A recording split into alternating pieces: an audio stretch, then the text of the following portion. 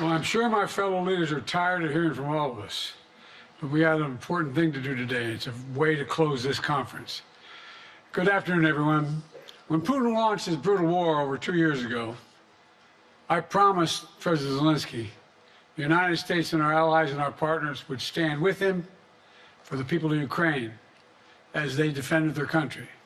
Since then, all of you, all my fellow leaders, have built a global coalition to support Ukraine, supplied economic and humanitarian support, supplied weapons that Ukraine needs to defend itself. And 2 days ago, I announced a historic donation of air defense equipment to protect Ukrainian cities, troops, and from Russian missiles.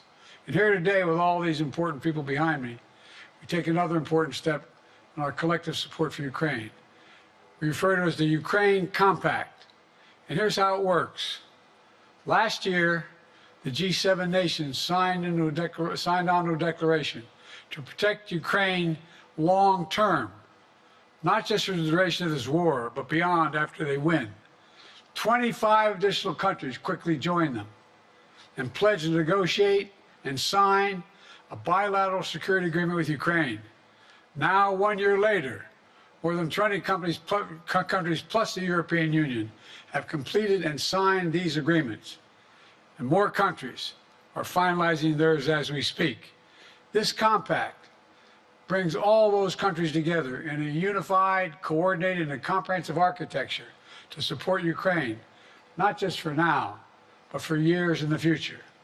In the short term, we'll continue to supply Ukraine with the weapons, munitions, and training they need to repel Russian forces. In the medium term, we'll help build a future force that has the strength and the capabilities both to defend Ukraine and to deter further aggression. In the long term, after this war is over, if Putin ever tries it again, all the countries that endorsed the compact have pledged to have Ukraine's back, just like we have it now. You heard me say it before. We're building a bridge to NATO for Ukraine, a pathway leading to an eventual membership as they continue to implement important domestic reforms. This compact, which is on the stage here, is a central piece of that bridge. What happens to Ukraine matters. It matters to all of Europe. It matters to NATO. Quite frankly, it matters to the whole world. We're united against Putin's senseless and brutal war. We are united behind Ukraine as it fights to defend its freedom and its future. We're united behind a vision of the world where free countries like Ukraine do not have to fear aggression from a brutal tyrant next door. I want to commend you, Ukrainian Armed Forces, as their defense secretary leaders are here as well, and the Ukrainian people. You're incredible. But through all of your country, you're incredible. Their courage, the determination, the sacrifices they've made. And I commend all the nations that stepped up when it counted to stand with Ukraine. I've said before, Russia will not prevail in this war. Ukraine will prevail in this war, and we'll stand with them every single step of the way. That's what the compact says, loudly and clearly.